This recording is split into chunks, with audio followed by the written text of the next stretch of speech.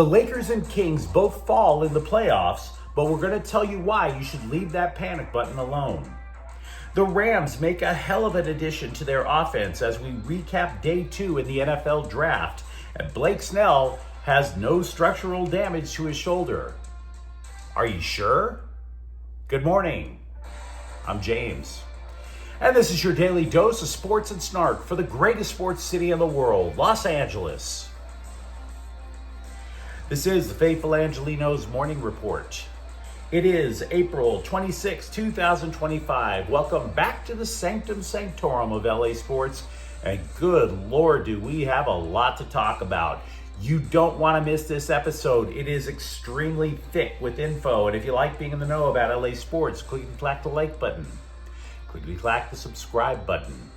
There's a notification bell. Hit that. It'll let you know when we drop new content. Sharing is caring. Let people know we exist. And by all means, comment. Now, before we go through the news and notes, we have an expanded look at the scoreboard. And let's get the first thing out of the way. It was an ugly night for the Angelenos. But we will find the optimism there, despite the fact that Mini Scrotum beat the Lakers 116-104 in Game 3 of the first round of the NBA playoffs. Mini Scrotum leads the series 2-1 because they ended the game with a 13-1 run. In other words, tight game, and the Wolves just had a little bit more gas at the end. LeBron James scored 38 points. He added 10 rebounds. Here's the thing. Luka Doncic had the stomach flu. So that's why I don't think there's a reason to particularly panic here. That game was a grind. Doncic was in no condition to grind. And Minnesota closed. Doncic, who loves shutting up opposing crowds, was in no condition to close. The Lakers will have to win a game on the road at some point. Game 4 is tomorrow, maybe a day of rest, and cleaning out the old gastrointestinal tract might be a bit of a good idea. Pittsburgh 3, Dodgers 0. What we learned, Paul Skenes could pitch. Who knew? Edmonton defeats the Kings 7-4 in Game 3 of the first round of the Stanley Cup playoffs. LA leads the series 2-1. There's no need to panic yet. Adrian Kempe and Trevor Moore each with a goal and assist, and I get it. I saw the game too. Evander Kane did kick the puck into the net on the tie. Well, did kick the puck toward the net in the tying goal. But I don't think he kicked the puck into the net. He kicked it toward his own stick, and then all of a sudden the puck picks up speed because he swats at it. Cause and effect, guys.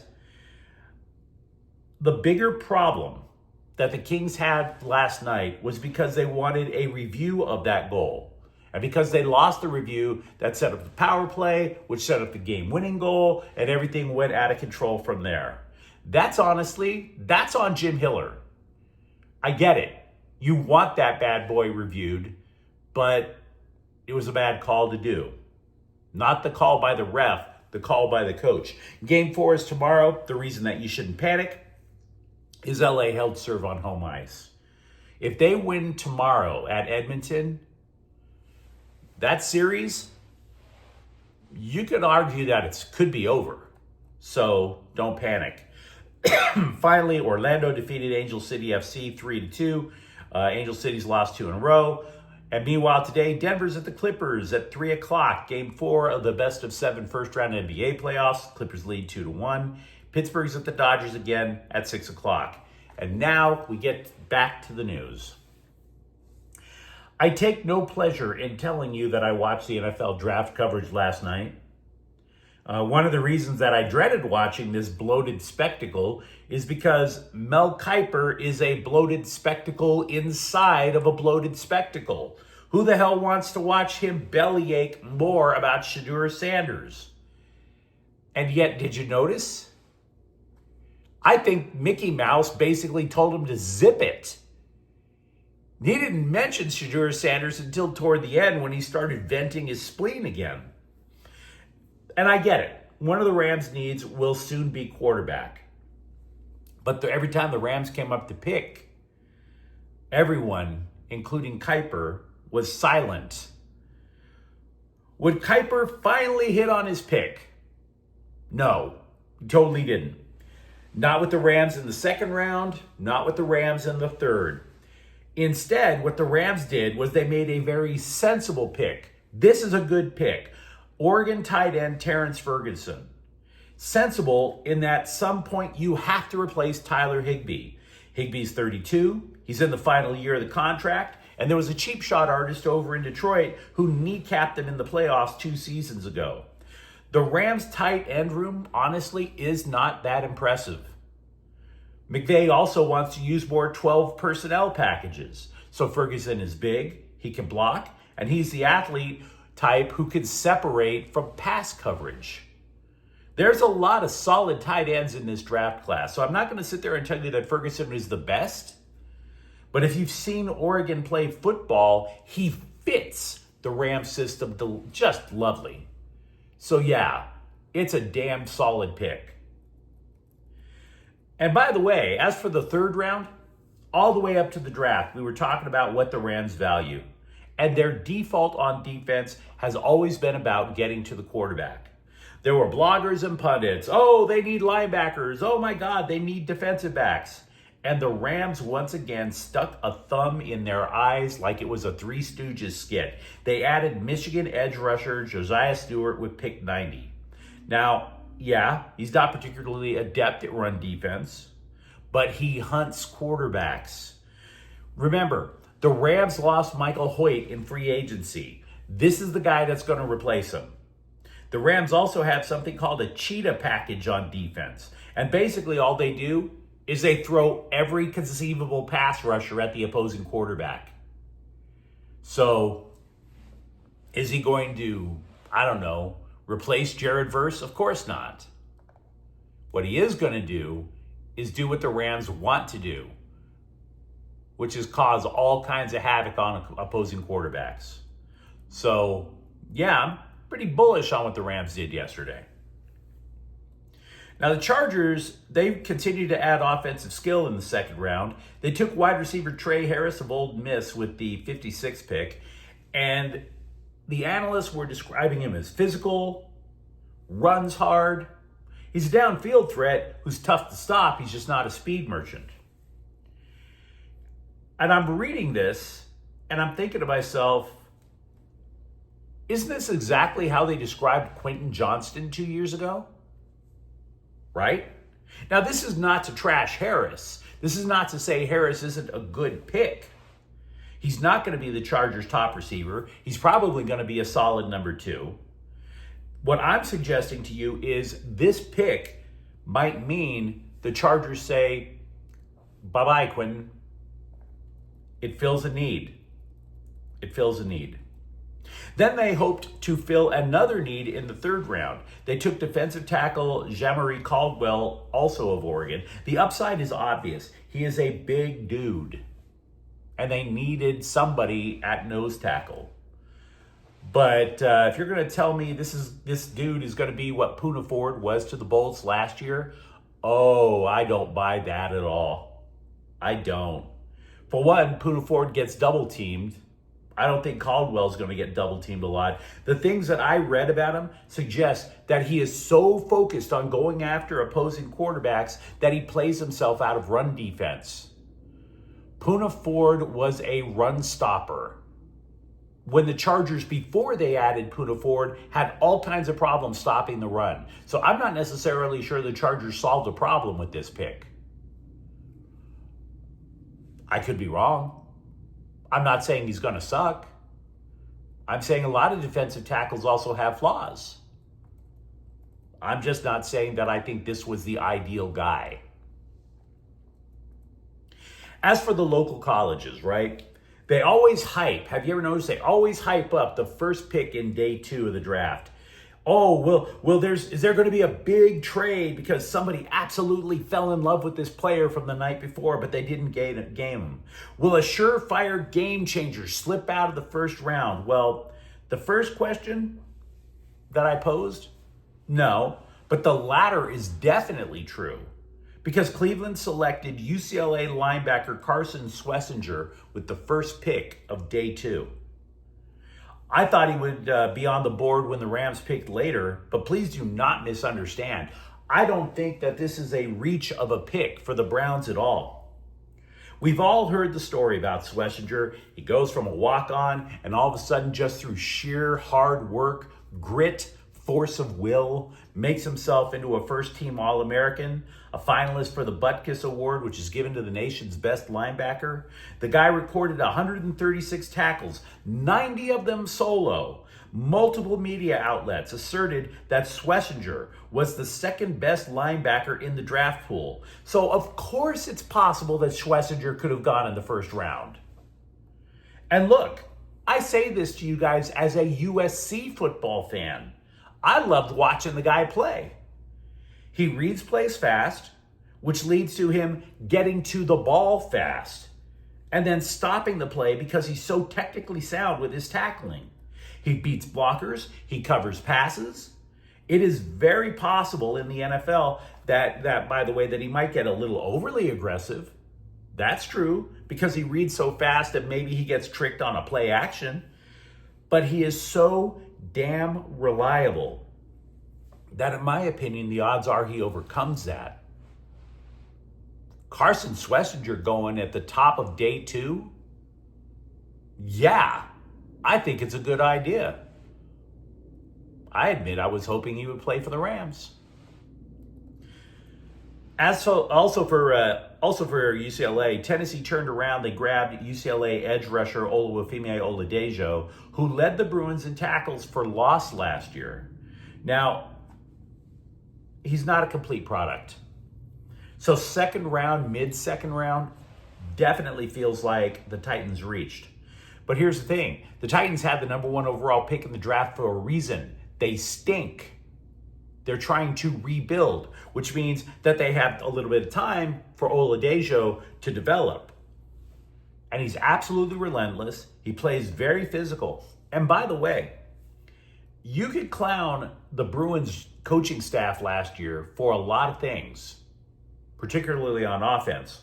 But definitely give credit to the UCLA defensive coaching staff because Oladejo was a linebacker and he wasn't really effective there. Now, because they switched him to defensive end, the dude is an NFL player today. Credit where it's due. UCLA's defensive coaches made the right call.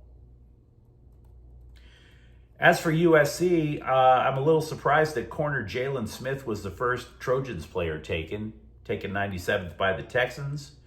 He's an overachiever because he's a little small, but you get to the latter parts of the 3rd round, you start looking at players who fight like hell just to be on the team.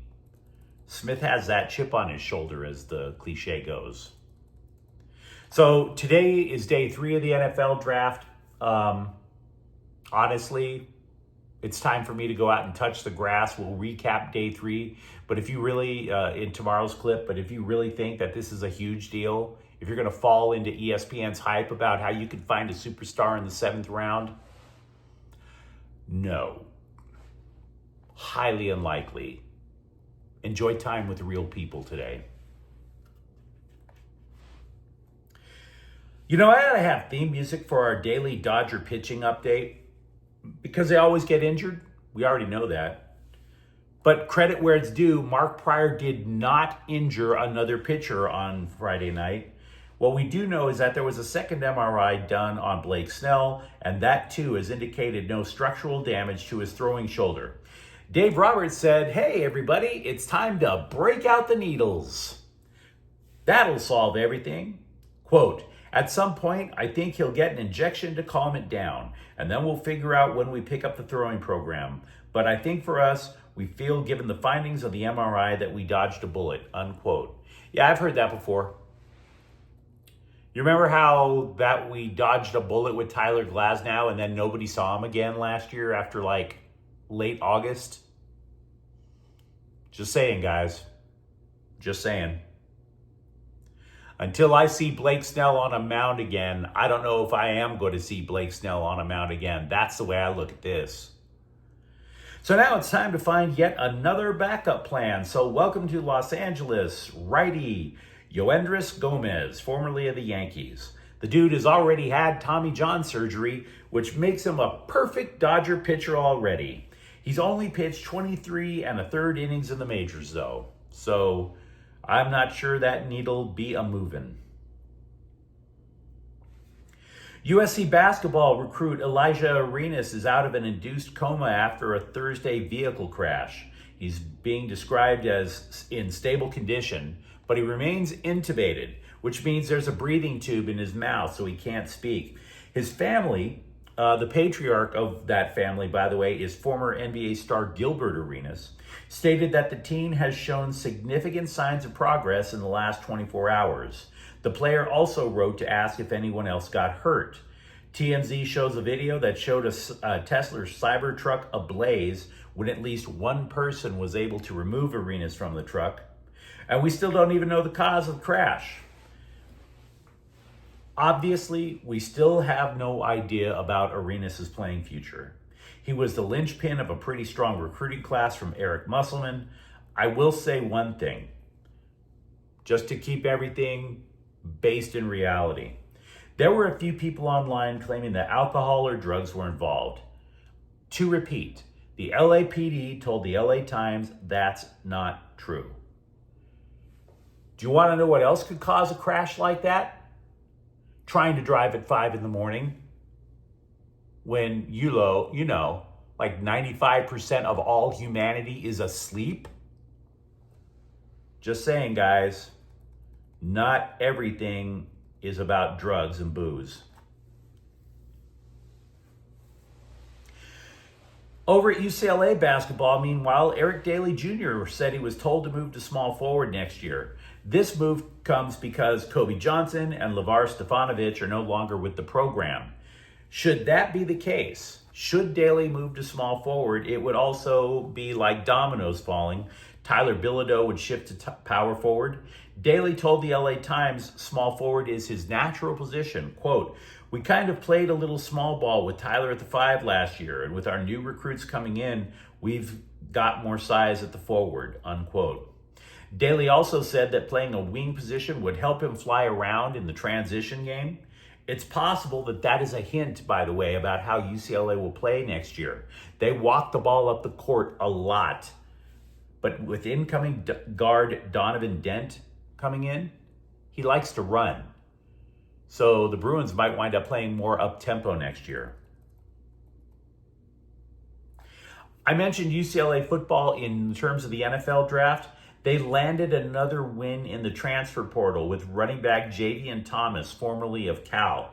Guys, this should be the Bruins' lead back. Not my opinion. I believe he is going to be the Bruins' lead back. He led the Golden Bears in rushing with 623 yards and 7 touchdowns. Look, any little bit helps. The Bruins were butt naked last in the Big Ten in rushing last year. Over at LAFC, we knew this during the offseason. They had to rebuild their midfield on the fly, but the black and gold have to be thankful that one of their own has stepped up his game. David Martinez, still a teenager, by the way, he played only 447 minutes last year. They would kind of ease him into the match, but he still scored 4 times. Now, Martinez is not a starter yet. Let's not put too much on him. But he's already played 397 minutes and the season's barely started. And he scored 3 times. So, yeah, there is going to be an uptick in production somewhere on offense for the black and gold. It looks like it's coming from Martinez. But you let me know what you think of the comments thread. Talk to me about the Lakers or Kings and what do you see for their playoff outlook. For that matter, the Rams, Chargers, UCLA, USC. What did you see going into day 2 of the NFL draft, and for that matter, going into day 3? And if you enjoyed the content, don't forget to subscribe to Faithful Angelenos. We're talking LA sports every single day here. And that was a lot. So thank you for watching. I'm James. We'll be back tomorrow. Faithful Angelenos is a Corte El Queso production. Take care.